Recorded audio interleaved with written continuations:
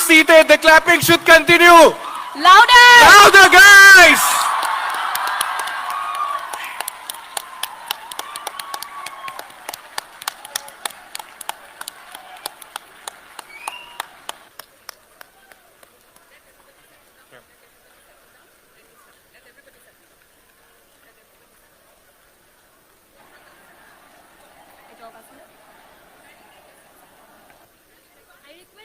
I request everyone to kindly take your seats, please.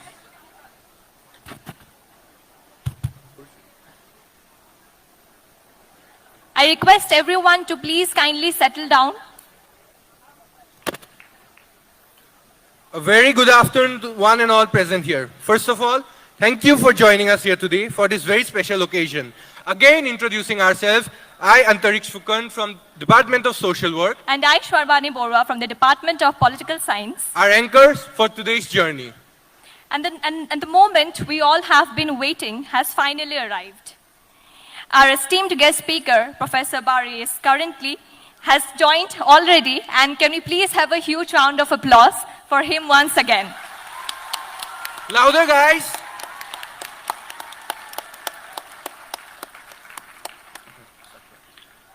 As said by Albert Einstein, education is not merely the learning of facts, but the training of the mind to think. This quote beautifully encapsulates the essence of our gathering today. Good afternoon, everyone. Welcome to the University of Science and Technology, Meghalaya. It is with great enthusiasm that we stand before you today to celebrate knowledge, innovation, and inspiration. कहते हैं कि उम्र सिर्फ एक संख्या है और आज हम इस कहावत को सच्चाई में बदलते हुए देखेंगे.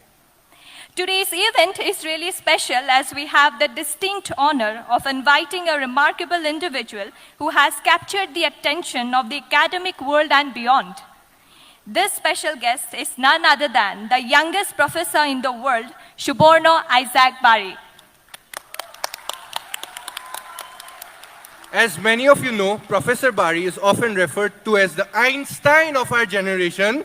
Please, can we have a huge round of applause on that? Yes. Einstein of our generation.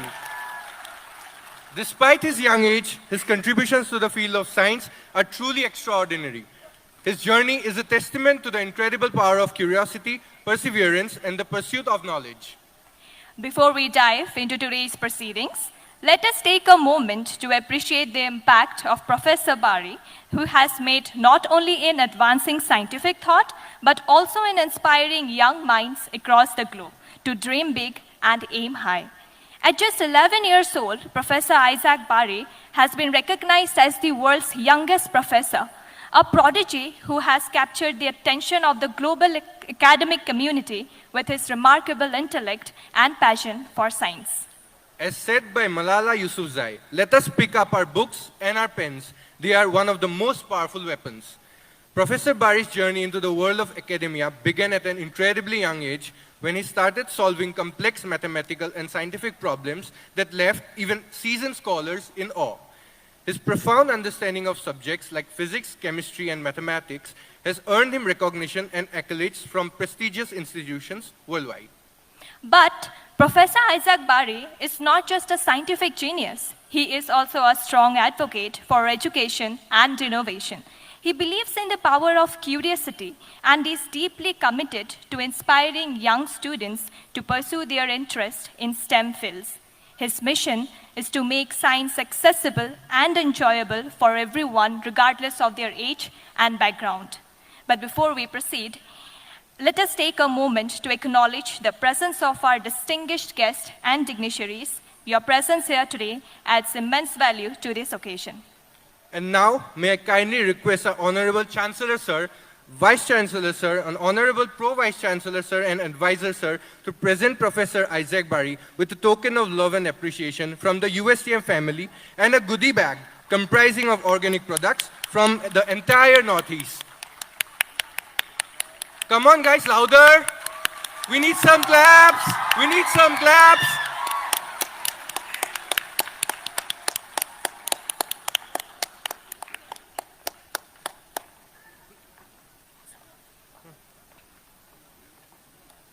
We are also privileged to have with us the proud father of Professor Suborno Isaac Bari, Mr. Rashidul Bari, teacher of Brooklyn Tech, USA, New York, and Mr. Pranesh Devnath, State Representative of Northeast India, Vyomika Space Academy, and India Coordinator for Professor Suborno Isaac Bari.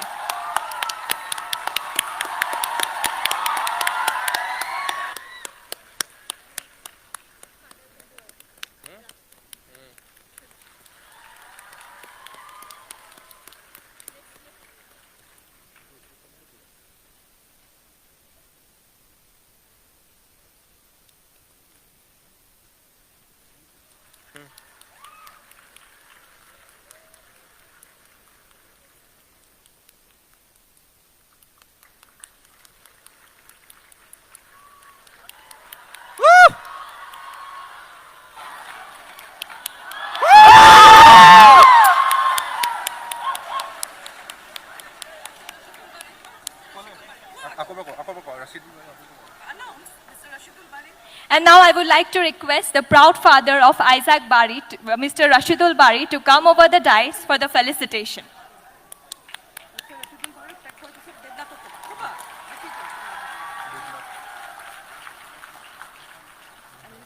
And now I would like to request Mr. Pranesh Devnath to come over the dais for the felicitation program.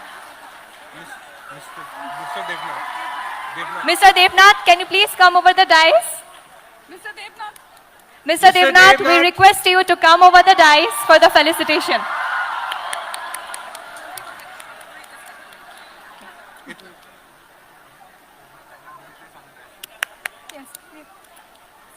Mr. Devnath, can we have a huge round of applause for Mr. Devnath?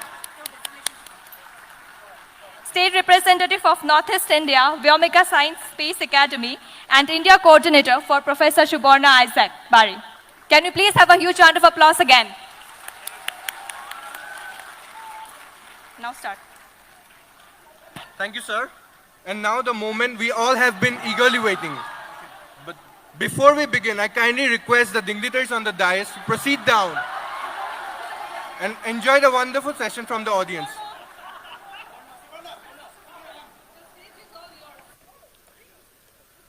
Today, we are truly honored to have Professor Isaac Bari with us to share his insights and experiences. Professor Bari, we are all eager to hear your Thank you thoughts. very much, ma'am. It's my honor to be here today. Greetings, namaste, and assalamu alaikum to the entirety of the University of Science and Technology, Meghalaya. It is my honor to be here today.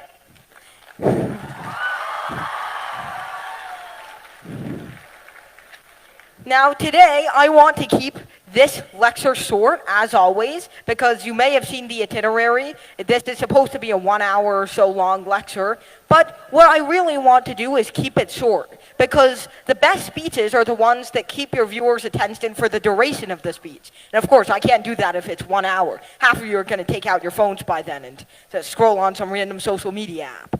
So, why am I here today, and why did I specifically choose to talk about the impact of early STEM education?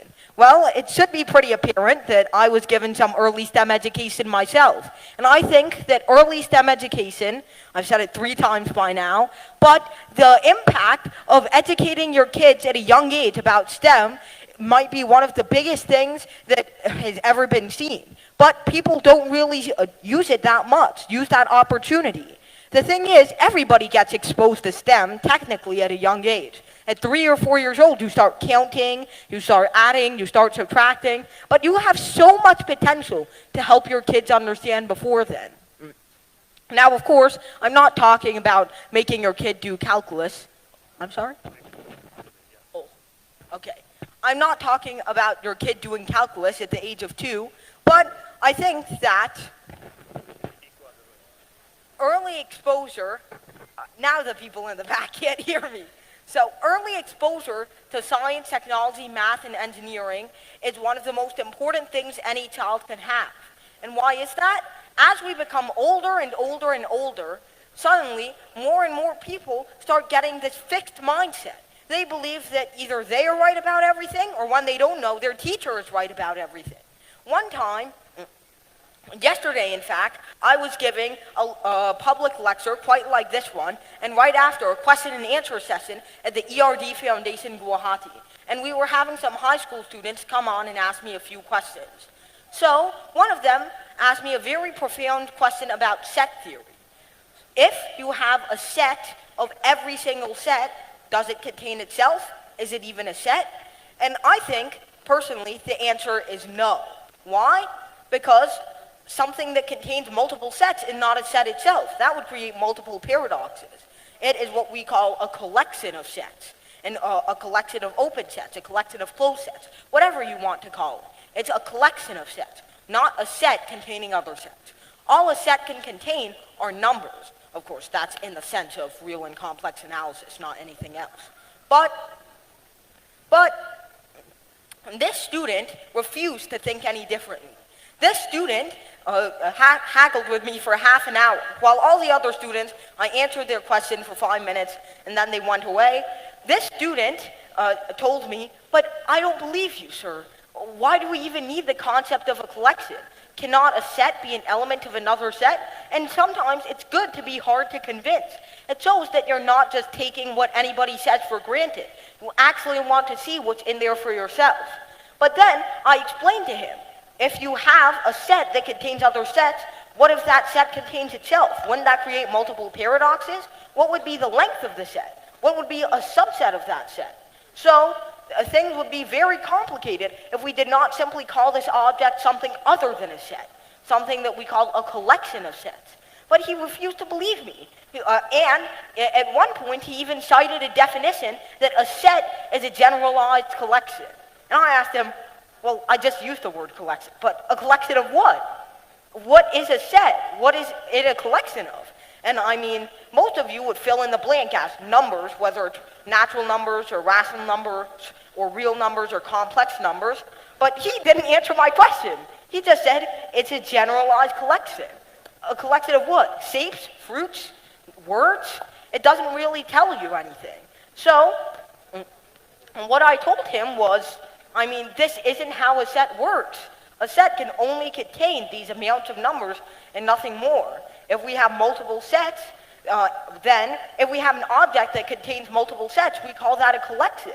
And so he said, okay, thank you so much, sir. But the look in his eyes told me he wasn't satisfied at all. So, I mean, these people have fixed mindsets. Why? Not because they are actually listening to anything you say, not because they just want, not because they actually want to find the truth out behind anything, but because they can't be convinced that they're wrong. They can't be convinced to think from a different perspective. And of course, if any of you are in political science, for example, or law, you will have probably seen this all the time. But in terms of math and science, this is a very pertinent issue as well. And this is why so many people drop out of math and science majors as they go on. When it comes to your high school, all you have to do is pass tests and get good grades. When it comes to your bachelor's degree, your BSc, you need slightly more creativity. You need to understand how to conduct experiments. You need to conduct some research for yourself if you want to get into a good graduate school, etc. It takes a little bit more effort. But when it comes to your PhD in any STEM field, the difference of that is in your bachelor's degree in your high school, you're learning stuff that other people have already created. But when you talk about a PhD, you're asking someone to create knowledge that has never been found before. And oh boy, is that incredibly hard if you have a fixed mindset. If you can't think about anything, if you can't stand to think of something from a different point of view or connect two things, then, I mean, you're never going to get anywhere. You're never going to get your PhD. And that's why almost half of people, at least in the US, the data is, about half of people drop out between their high school and their bachelor's degree when it comes to math and science. And only about 30 or 40% of people who complete a bachelor's degree in math, in physics, math and science, of course, only go on to get their PhD, which is a very unfortunate thing. Why? Because, I mean, so many people say these courses, differential calculus, integral calculus, multivariable calculus, they weed out the people who aren't worthy. But who isn't worthy of math? Who deserves to be weeded out? Who doesn't deserve to actually be part of the future of how our world works? I mean, nobody. Nobody should be excluded from math and science. So why do we say these classes weed out so many people? And when we say that, why are we correct? Why do so many people drop out of STEM once they get through the ring of calculus classes? Or even earlier, most people can't drop out of STEM when they're in middle school or high school, but they completely lose interest when it comes to variables and such. Many people I hear, at least in the US, say math got much worse when letters started coming in. And it's so confusing to them. So why do these classes weed out so many people? Well, here's my understanding of it. Math and science has become so robotic over the ages. Not math and science itself, in terms of the front line of discovery, but math and science education and Common Core. Not just in the US, but everywhere. Math and science has become the same formulaic approach repeated over and over with different problems when it comes to school. And of course, a lot of problems, textbook problems in India have a bit more steps than those in the US, but still, they're nowhere close to anything you would actually find in the real world, which not only requires lots of formulas and creativity, not just a lot of formulas, but also a lot of understanding and a lot of creative thinking, which is not what we see nowadays. And that's a very unfortunate thing. Of course, I hear that on the IIT JEE and on the JEE Advanced and the NEET, you don't really get that many formula seats. I believe you don't even get a formula seat at all for the JEE Advanced.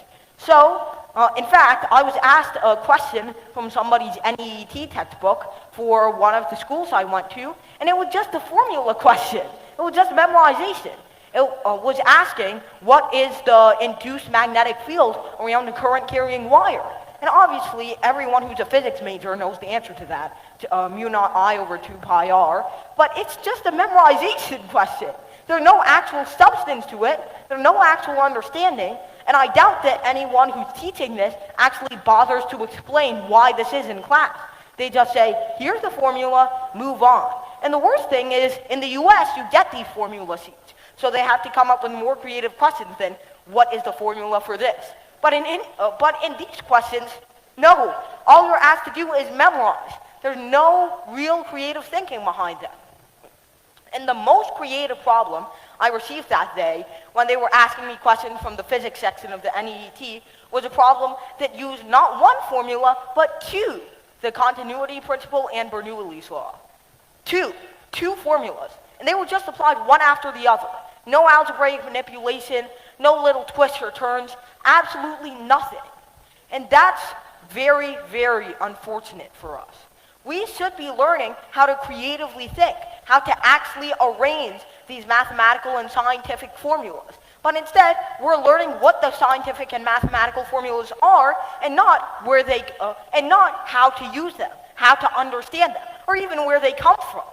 That is the most unfortunate thing about STEM education right now. But how do we change it? It's not like we can reteach every single teacher or replace every single teacher. That would be even worse. We simply don't have the infrastructure or the practicality for that. What we need is not to completely overhaul teaching. Over time, I'm sure that will work. But we need to find other resources on our own.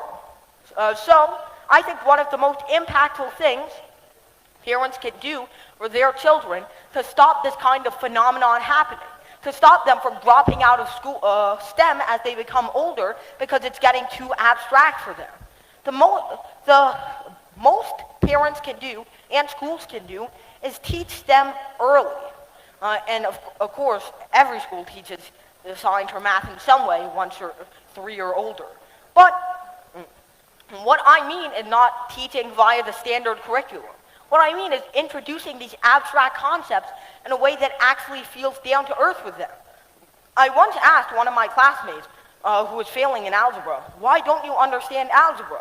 And this was at the beginning of the high school year, by the way. And he said, well, I just don't understand. In one equation, x is 2, and in the other, x is 3. How did it change values between those two?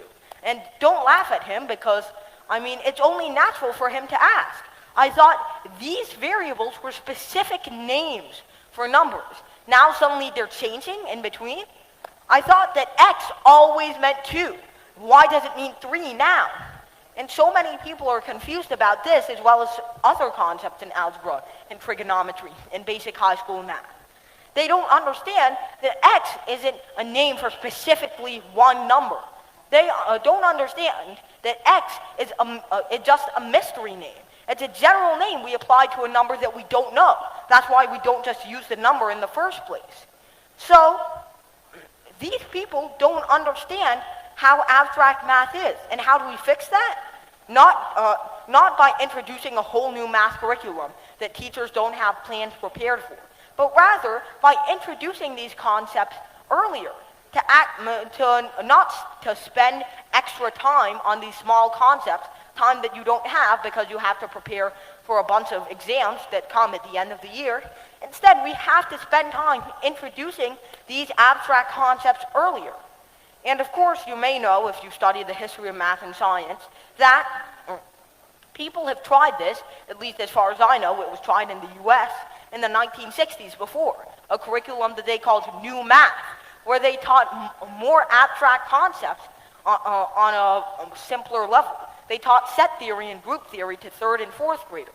But the problem was, not only did they prioritize this new abstract math over things that students were supposed to be learning, like addition, multiplication, fractions, percentages, and so on and so forth.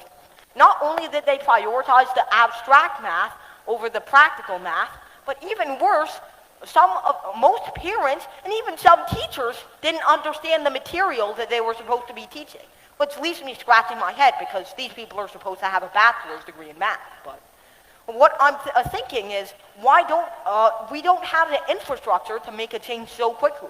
And that's what you're probably thinking as well.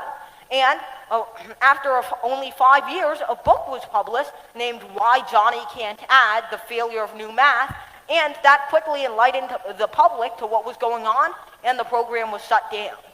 So I think this time something in that vein can work. But we don't need to make that switch immediately. That'll just harm people in the same way that new math did 60 years ago. Instead, what we have to do is we have to actually prepare not only our teachers, but the parents around us to help their children and their students with mathematics. We have to actually prepare these lesson plans a few years in advance. And most of all, if your teachers aren't changing, the only thing you can do is ask the one other resource you have at home, your parents. So your parents are the ones who are looking out for you. They're supposed to provide for you. And that doesn't just come for food and shelter and bills and stuff. That also comes for your education, your understanding. They're supposed to provide to you the things that you can't understand yourself. And so, for those who are parents in this room, I would like to ask you, please, learn at least a little bit of math, like my dad did. He was going for a degree in law, and he eventually thought he would end up going into law. But then, once he had his first child, my older brother, and then especially once he had his second child, me, he thought, I need to help these kids with math and science. I need to inspire them in some way that will leave a mark on them. And so he decided to get a math degree. And even though he failed 5 times on end, he failed Calculus 1 5 times in a row, he managed to get through it and get his bachelor's degree in math, along with 4 other bachelor's degrees. So I think we need a round of applause for the man who's currently hiding behind the whiteboard. But, of course, we're not done. Okay, you could go back behind the whiteboard now. Okay, so I'm not done. I think that the parents in this room today have to follow the example of my dad. They have to actually go out there and not do something as extreme as re-earn a BSc in math. I think there are actually age restrictions on that kind of thing in India. But at least learn a little bit of math. Help out your children. And don't just repeat textbook definitions to them. They already get that bullcrap in class, and they still don't understand it. You're supposed to actually intuitively explain it to them on a deeper level. And of course, they're children, 13 or 14 or 15 years old. They won't understand everything perfectly well. But I hope, hopefully you who is 35 or 40 or 45 or 50 or somebody somewhere in that range. Why are the lights going out? You should be able to understand these concepts on an intuitive level and explain it to these children who are in need of help. So that's just my advice to all of the parents out there. And to the students here, not only the students who are still in middle and high school, junior high school and high school, but also the students who are currently in college.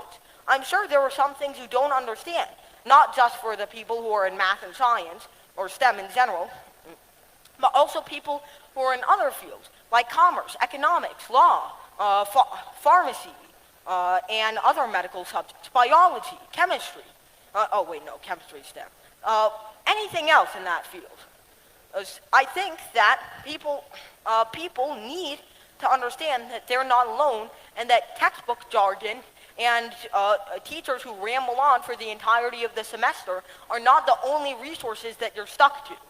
So I think that although there are resources you could cling to when you're older, the biggest thing that can help you is the impact of STEM education early on. Giving your kids that education is enough to inspire them. So there are so many examples of this. But I think that just this early exposure, if they get inspired from it, they'll be able to do math for the rest of their lives. But as they grow older, this view is slowly cemented into them that math is just this formulaic slop, that it's not anything actually practical for your life. And that is the exact kind of mindset that you can avoid by teaching your kids early. So I would like to encourage you all, please, if you're planning to have a kid, which I'm sure is very few of you, or if you already have a kid who's very young, like 9 or 8 or 9 or 10, you have to teach them math now, because as they grow older, they will learn to stop asking questions. They will learn to stop being inquisitive. They will learn to not like math and physics anymore, or STEM in general, because that field is all about asking questions and being inquisitive. And they will simply learn that all they have to do is memorize the formulas and listen to their teacher and get good grades on their exams. So I implore you to do this now before it's too late. Thank you.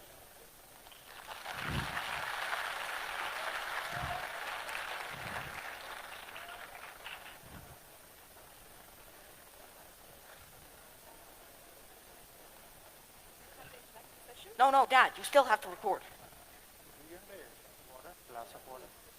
Thank you. Water? I'm too strong for water. I don't need water. Oh, for you? Huh? Who's the interviewer? Yeah, but you have to get their permission. You would continue with the talk? No, the speech is finished. We'll have the interactive session now. Oh, by the way, do you know what time it is? Yeah, I'll tell you time. It's 2:54. Okay, thank you. Hello again. Let us now begin with the interactive session. There are some students from our department and our university, and the concerned students, I'll request everybody to please stand up, and Professor Isaac Bari will answer you guys. So there are a couple of questions from the mathematics department. The first question is from 𝘿𝙆'sHub Marvin, PG 3rd semester. Gotcha. When an object approaches the speed of light, its mass becomes infinite. Why? Okay, so first of all, you guys are supposed to clap for them. And second of all,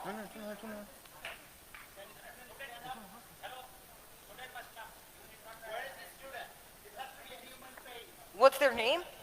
I request 𝘿𝙆'sHub Marvin from PG 3rd semester to please come over the dais and raise your questions. Is there an 𝘿𝙆'sHub Marvin? I would also like to request Imon Mondal from PG 3rd semester from the Department of Mathematics to come over the dais and interact with sir. I know about you, but these sound more like physics questions than math questions. All right, so while they're finding,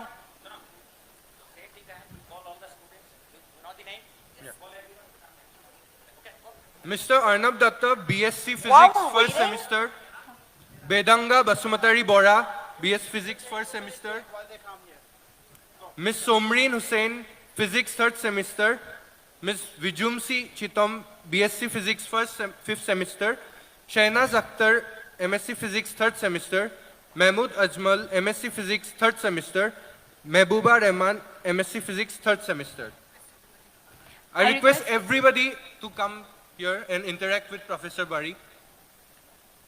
We also have few registered participants from the school of Rampur Chalpathar Jatiya Vidyalaya. So the name of the student is Ajibul Haq. We also have students from Little Angel School, Okay, there they Yusuf are. Mohammed and Yasmin Nahar, to come over the dais and interact with sir.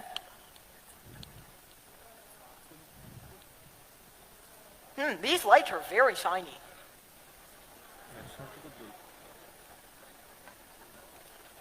My eyes hurt. And the students from Maths Department, Alvona Mermin, PG third semester, Imon Mondal, PG third semester. Request everyone to please come to the dais.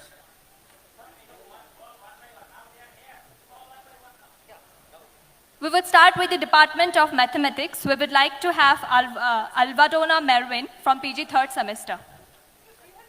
Oh, what does PG mean physics graduate? Postgraduate. Oh, Postgraduate. okay. My name is Arnab Datta. Welcome to Ustm, sir. Thank you. So my question is, what is the Not yet. significance? Oh, sorry. Turn up over here. These people came here for something. Oh, come on, Dad.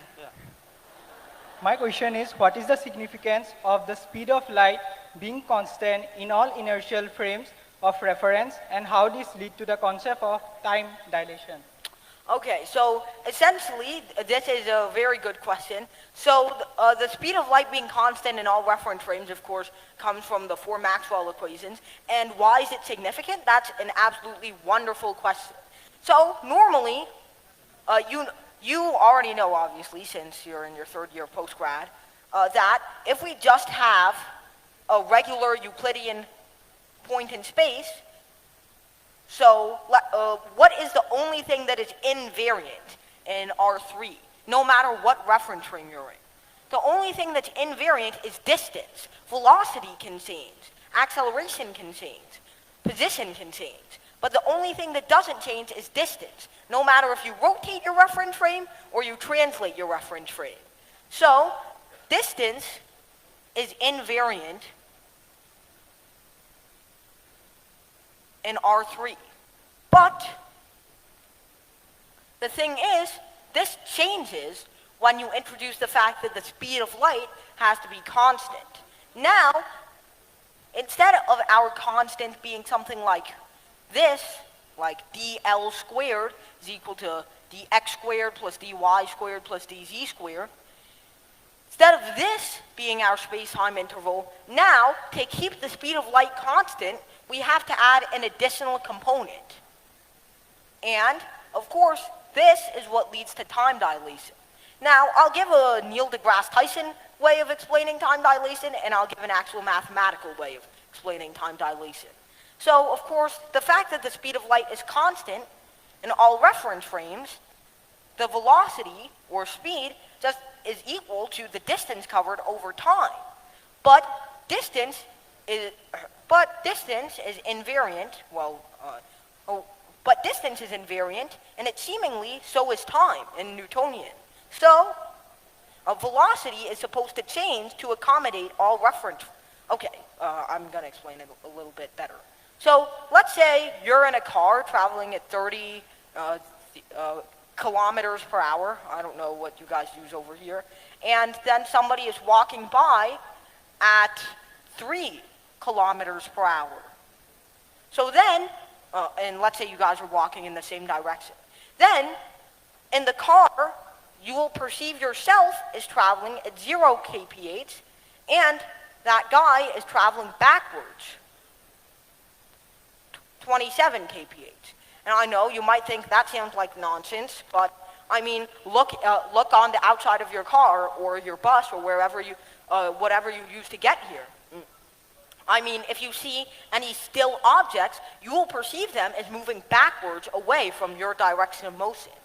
So, however, this is not the case with light. If you have a guy running over here at 3 kph, totally fine. But now, let's say we have light. Light is going to be moving here at 3 times 10 to the 8 meters per second.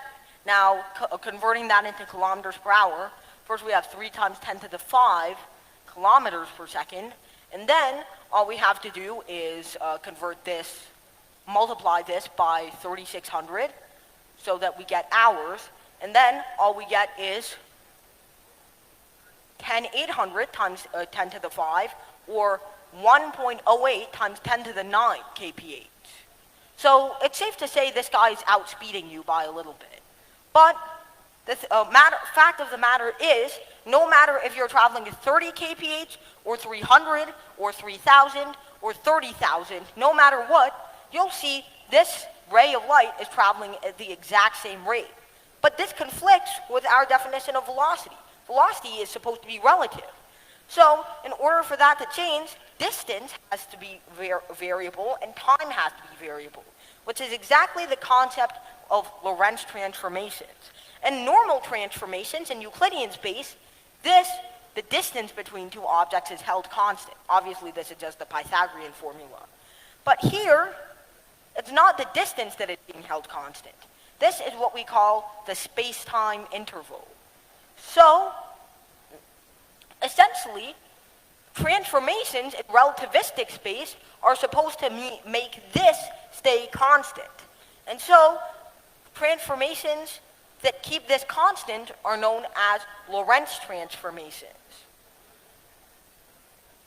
And long story short, you can essentially calculate what these Lorentz transformations are, their general form, and what it will give you is a proportionality constant, gamma, times whatever vector you originally had. Okay, well, let me write this in a better way. The Lorentz transform is often written as a capital lambda. So what will happen is you'll often have capital lambda times any vector you have is going to be equal to the same exact vector times a certain constant called gamma. And this constant, which you can calculate, is specifically equal to 1 over 1 minus v squared over c squared.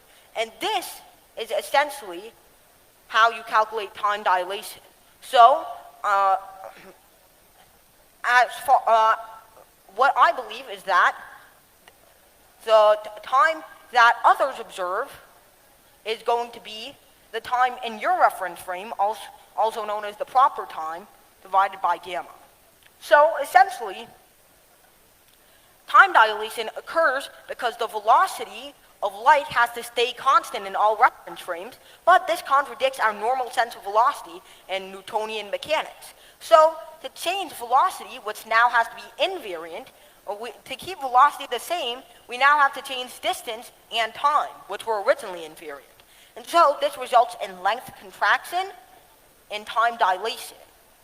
So, essentially, the fact that the speed of light has to be the same in all reference frames results in all other physical quantities being stretched and squeezed by some certain Lorentz transform to account for the fact that the speed of light has to be the same. So that's the significance of the speed of light being constant. Thank you. Oh, no. Okay. There we go. That's how you do it. Right. Oh, got it. Okay. Take your question back. Next question. For the next question, please come and introduce yourself. Which department? Come.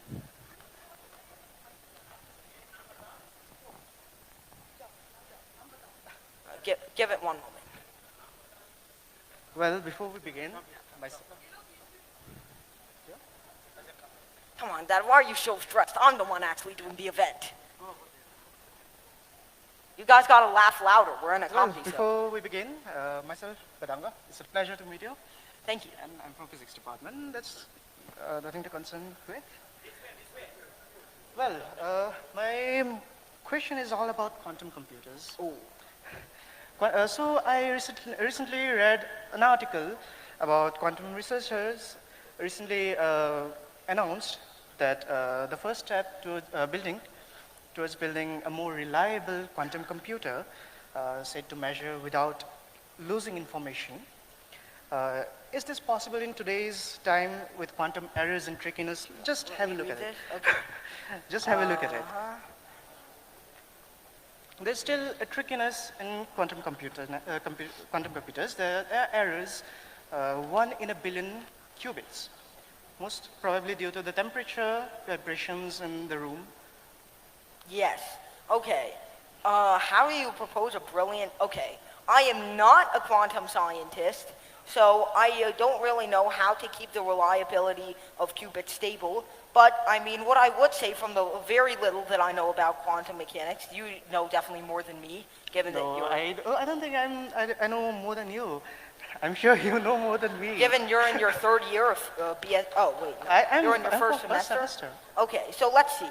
I misread that, sorry. Okay, so what I would say is that I can't propose anything, obviously, but I think that it wouldn't be very possible right now because to keep these qubits perfectly stable, especially such a large amount of them as 200, you'd have to keep every single possible fluctuation in the room stable.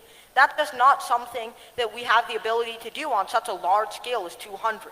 Maybe we could do it for 1 or a dozen or so, but for 200 or 2,000, simply seems impossible to keep fluctuation of temperature, pressure, and all these other things, all these quantum computing components completely stable. And so, of course, you need qubits on the order of thousands or 10,000s to do useful work that can outpace a classical computer. So, I think that losing information is going to be an inevitability for the next few years until we find some way to reduce these fluctuations. I'm sure there are some ways to do so in the same way that we could damp sound and damp movement. I'm sure we can damp the vibrations of temperature in a very similar way, but I can't propose anything right now that's very specific. Well, even if that's the matter, I have another thing to ask. For imagine there's a quantum entanglement between two particles, one rotating clockwise and another, if one rotates clockwise and the another rotates anti-clockwise, even if they are light years apart. So how about we choose one clockwise rotation as 1 and the anti-clockwise as 0. With that, we can exchange informations like a wormhole from one place to another place using quantum computers. What do you think about this idea?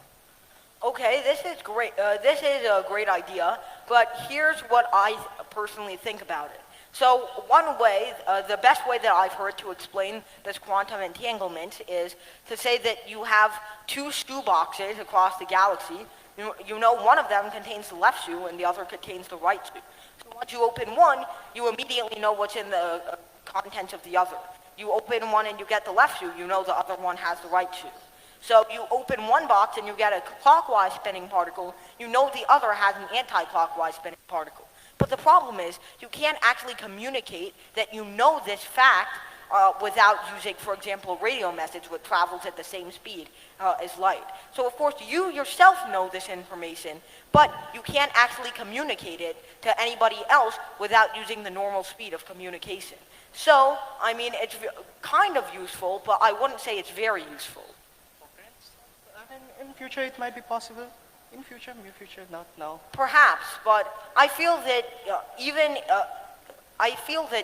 if you can actually see, the thing is, with entanglement, you get one and then you see the other.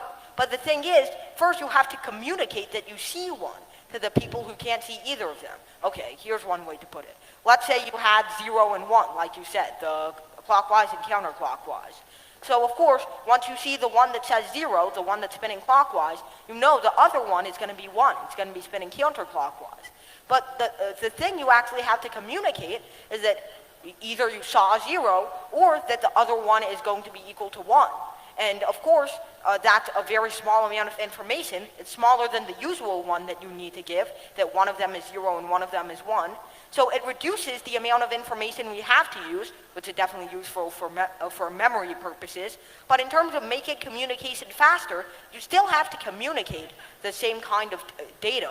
No matter how much there is, it usually travels at about the same rate. So I would say that while it is probably going to be useful for conserving memory, I don't see it being useful for making it faster. Thank you. Well, it's an honor. Well, you still here tomorrow? You'll still here tomorrow? Yes, for the Independence Day celebration. I think we might meet up Thank, again. thank you very No, much, no, no, no. Professor Isaac. I think we can meet up again. Yeah, sure. We are now I'll let the other person